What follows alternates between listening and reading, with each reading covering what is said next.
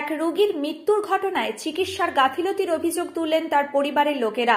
ঘটনাটি ঘটেছে Arambagh medical college হাসপাতালে। জানা গেছে, পেটের যন্ত্রণা ও পায়খানা বমি নিয়ে রবিবার রাতে আরামবাগ মেডিকেল কলেজ হাসপাতালে ভর্তি হয়েছিলেন আরামবাগের সালেপুরের গৃহবধূ পুতুল দাস। চিকিৎসা চলাকালীন তার জ্বর আসে। তখন পুতুল দেবীর কাছে ছিলেন তার শাশুড়ি মিনতি দাস। মিনতি দেবীর অভিযোগ, তিনি বারবার কর্তব্যরত নার্সদের ডাকাডাকি করলেও তার কথায় কোনো গুরুত্ব দেওয়া হয়নি, আর তার জেরেই প্রয়োজনীয় চিকিৎসার অভাবে তার মৃত্যু হয়েছে। এ বিষয়ে মেডিকেল কলেজের অধ্যক্ষ ডাক্তার রমা প্রসাদ রায় বলেন, একটা অভিযোগ জমা পড়েছে, বিষয়টি থানাকেও জানানো হয়েছে। এ ব্যাপারে একটি তদন্ত কমিটি গঠন করে উপযুক্ত ব্যবস্থা গ্রহণ করা হবে। পাশাপাশি হাসপাতালের রোগী কল্যাণ সমিতির চেয়ারম্যান কৃষ্ণচন্দ্র সাঁতরা বলেন, যদি এরকম কিছু ঘটে থাকে উপযুক্ত ব্যবস্থা গ্রহণ করতে অধ্যক্ষকে অনুরোধ জানাবো। সেটা আমাকে বললো, আমি বললাম যে জ্বর এইটা একটু একটু দেখে আসবে চলো বলতে, আমাকে বললে ওইটা নিয়ে যান বলতে আমি নিয়ে গেলাম। গিয়ে এরকম করে দিতে সেটা পিপি করে বাজলো, বাজতে সেটা বল দিয়ে খুলে নিয়ে এসে আমি দিতে, আমি বলছি এলাও এটা দেখো, বলতে না, বলতে এটা ওইখানে রাখো। আমি আপনার এইখানে রাখবো, একটা পাবলিক লোক ছিল বলতে ওইখানে নয় গো, আর এইখানটাই রাখতে হয়। আমার কাছে মোট কথা তারা আমার হাত থেকে নিয়ে দেখলো নি যে জ্বরটা আছে কি না। ওদের দেখার কথা, আপনি দেখতে গেছেন কেন? ওরা যাবে না কারা ওগুলো বলছে? সিস্টাররা দিদিমণিরা ছিল, তিনজন যে বসেছিল ওই চেয়ারে, ওই তিনজন ছিল। কখন হয়েছিল এটা ঘটনাটা? কালকে রাত্রির 8টা 9টা? কখন? 8টা 9টায় নয়, ঠিক হইতে 11টা 12টা। মানে নাইটের শিফটে তারা ছিল, রাতের শিফটে ছিল দিদিরা। হ্যাঁ, দিয়ে তারপরে তো ওইরকম করে আবার ফের জ্বর উঠেছে, রুগী এবার জ্বরে খেঁচ আরম্ভ হয়ে গেছে, মুখ দিয়ে ফেনা উঠে যাচ্ছে। আমি একবারটি চলো না, আমার খুব বাড়াবাড়ি, একবারটি চলো না, দিয়ে দেখে আসবে তোমরা একটা, নাহলে আমাকে জ্বরের বড়িই দাও না, একটা জ্বরের বড়ি দাও, তা নাহলে তোমরা দেখে আসবে চলো। কিছু মতে কেউ তিনজন, আমাদের 100টা রুগী, আমরা কার কাছে যাবো, কোন নাম্বারে আছে বলুন।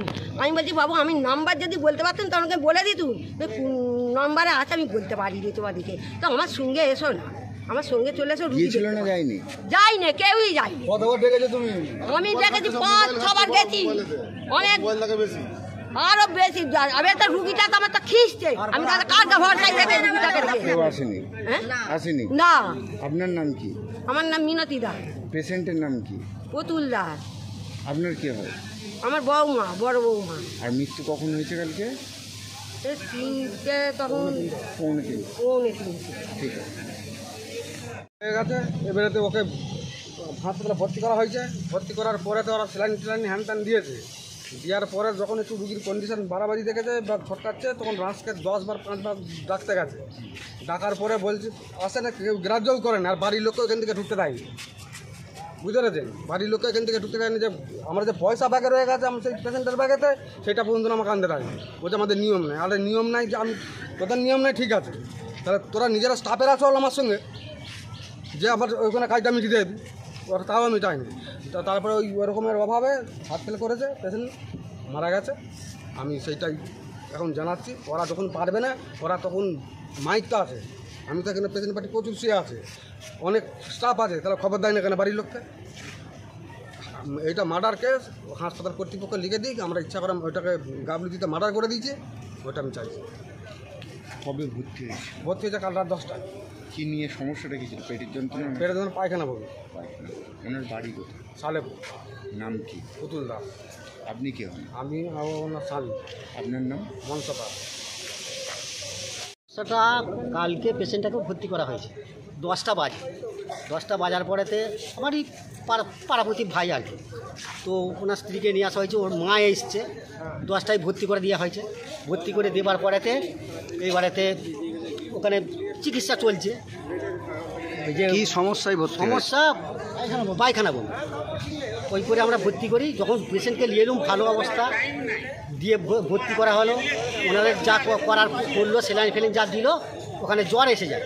জ্বর এসে যাওয়ার পরেতে যে বাড়ির যে ওনার শাশুড়ি মা আছে, যে মারা গেছে, উনি এসে ওখানে খবর দেয় অফিসে। ওনাদের খবরে 10 বার এসছে, যা আশা করেন।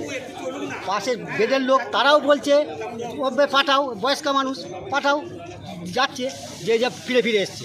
লাস্টে বারে যখন গেছে থার্মোমিটারটা তার হাতে ধরিয়ে দিয়েছে, মানে বাড়ির লোকের হাতে ধরিয়ে দিয়েছে, বাড়ির লোকের হাতে থার্মোমিটারটা ধরিয়ে দিয়েছে সিস্টাররা। হ্যাঁ, সিস্টারটা ধরিয়ে দেওয়ার পরেতে সে যে জ্বর মাপবে, আচ্ছা, জ্বর মেপে ওনাদেরকে দিবে, তারপর ওনারা চিকিৎসা করবে। মানে ওনারা জ্বর মাপেননি? ওনারা জ্বর মাপবেন, ওষুধও পেশেন্টের কাছে যেও দেখছে না।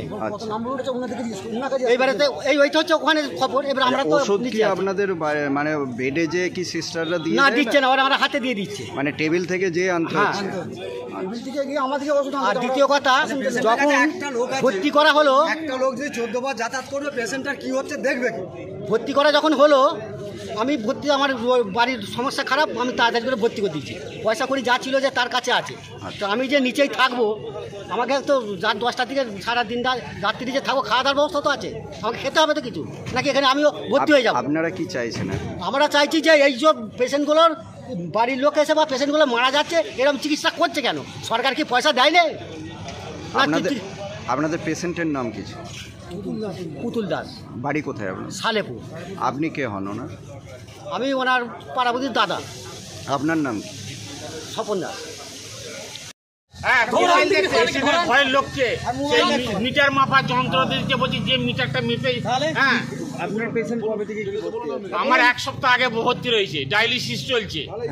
কালকে কি ঘটনা ঘটেছে? কালকের আমার পেশেন্টের শুনুন, আমি বলছি, কালকে আমার পেশেন্টের যখন রক্ত নিয়ে গেল, বললে রক্ত দিতে হবে ডাক্তারবাবু, সেই রক্তর গ্রুপটা ওরা নিয়ে গেল, নিয়ে যাওয়ার পরই খানিকক্ষণ বাদই এবার পেশেন্টের প্রচণ্ড জ্বর।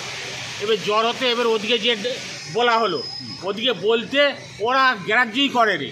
তারপর অনেকক্ষণ ধরে বলে বলে বলে বলে অন্তত 10-15 মিনিট বাদে তারপরে বলছি সেই ওষুধ জ্বর মাপা সেই মিটারটা, বলছে এলাও এইটা নিয়ে যাও, নিজে রুগীর বগলে দিয়ে দেখো জ্বরটা কত উঠেছে।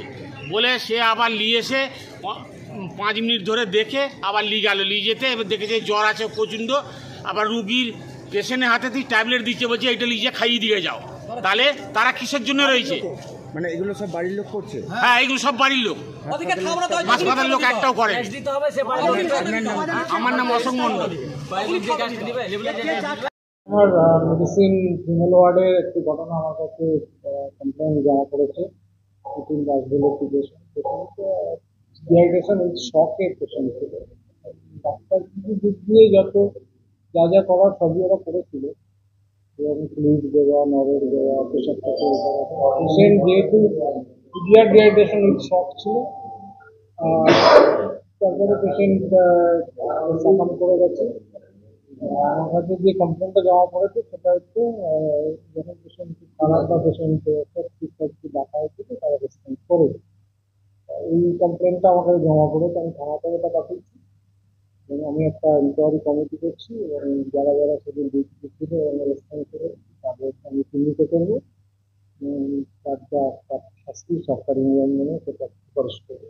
এইখানে এই ঘটনাটা প্রত্যেকবার উঠে যাচ্ছে যে পর্যটক যে সমস্ত নার্স বা থাকেন তাদের বিরুদ্ধে একটা অভিযোগ প্রায়শই দেখা যাচ্ছে যে আজ ডাকলে আসছে না, পেশেন্টের কাছে যাচ্ছে না, কিরকম একটা অভিযোগ? এটা সব জায়গায় ওয়ার্ডে অল্প বিস্তর হয়ে থাকে, অনেক পেশেন্ট থাকে, তারাও চাপে থাকেন, কিন্তু এটা কাম্য নয়। এটা যারা এই পেশাতে এসছে তাদের কর্তব্য এইটাই, এবং এই পেশাকে তারা যদি ছোট করে তার দায়িত্ব তাদেরকে নিতে হবে। আমি ডাক্তার, আমি যদি রোগী না দেখি তাহলে আমার দায়িত্ব আমাকে নিতে হবে। এইভাবে ঠিক যদি এইরকম ঘটনা ঘটাতে থাকে, বা আমার কাছে, আমি বারবার সবাইকে বলেছি আমাকে কমপ্লেন করতে, এই কমপ্লেনগুলো আমার খুব দরকার, তাহলে আমি এদের এগেনস্টে ব্যবস্থা নিতে পারবো। শুনুন, আরামবাগ কমলাচন্দ্র সেন মেডিকেল কলেজে মৃত্যু হচ্ছে না, যেখানে যা কলেজ আছে সেখানেই মৃত্যু হচ্ছে, এটাতে অস্বীকার করার কারণ নেই।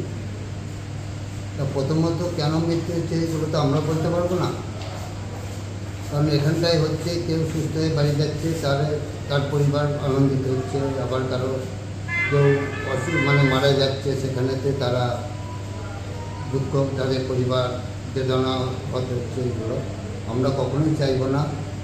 যারা এই মেডিকেল কলেজে চিকিৎসার জন্য ভর্তি হয়েছে তাদের সুস্থতা কামনা করি, তারা সুস্থ হয়ে বাড়িতে ফিরে যায়, এটাই আমাদের কাম্য।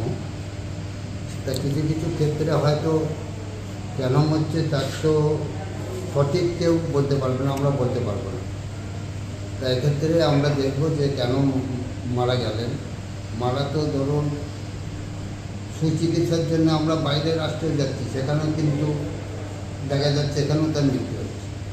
তার মৃত্যু কেন ঘটতে, কেউ মৃত্যুকে কেউ কিন্তু এড়িয়ে যেতে পারে। এবার দেখো, আমি প্রথমেই ডাক্তারবাবু, নার্স, অন্যান্যদের আমরা কর্মী জানাবো, করোনার সময় কিন্তু এরকম কখনোই ওনাদের বিরুদ্ধে মানে বদনাম আসেনি যে নার্সরা দেখেনি, ডাক্তারবাবুরা দেখেনি, কেউ দেখেনি। সেরকম একটা সিচুয়েশনে যদি তারা করে থাকে, এক্ষেত্রেও যে তারা তাদের গাফিলতিতে হয়েছে এটা আমরা বলতে পারবো না, কারণ আমরা তো চিকিৎসক নই। তাই এক্ষেত্রে যদি সেরকম কিছু হয়ে থাকে অবশ্যই আমরা প্রিন্সিপাল সাহেবকে বলবো যে ব্যবস্থা নেওয়ার জন্য খোঁজখবর নেব। এবং যারা আমরা চাই প্রত্যেকের কাছ থেকে প্রত্যেকে পরিষেবা পাক। যারা দায়িত্ব নিয়ে এখানে কাজ করছে তাদেরকে ভাবতে হবে আমরা মানে সেবা করতে এসেছি, এখানে কোনো ডিউটি করতে আসি না, এখানে কোনো চাকরি করতে আসি না, আমরা সেবা করতে এসেছি।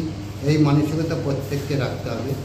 এবং আমি নার্স, ডাক্তারবাবু, যারা অন্যান্য সব কর্মীরা আছে প্রত্যেকের কাছে আমি একটাই অনুরোধ রাখবো যে আপনাদের সেবায়, আপনাদের সহযোগিতায় একজন রোগী সুস্থ হবে, এটা আমরা যেমন কামনা করি, রোগীর পরিবারবর্গ সেটা কামনা করে। সকলকে আমরা অনুরোধ রাখবো যে আমরা নিজের নিজের দায়িত্ব পালন করে অন্তত যারা অসুস্থ আছে তাদেরকে সুস্থ করে তাদের পরিবারের কাছে ভর্তি দিয়ে দেবেন, এইটুকু সকলের কাছে অনুরোধ। সব ছেড়ে ছুড়ে আমরা তো পালাবই, ফুল স্পিডে দৌড়ে যাবই, আমরা খেলবো, শিখবো, পড়বো, নাচবো, নতুন বন্ধু পাতাবই।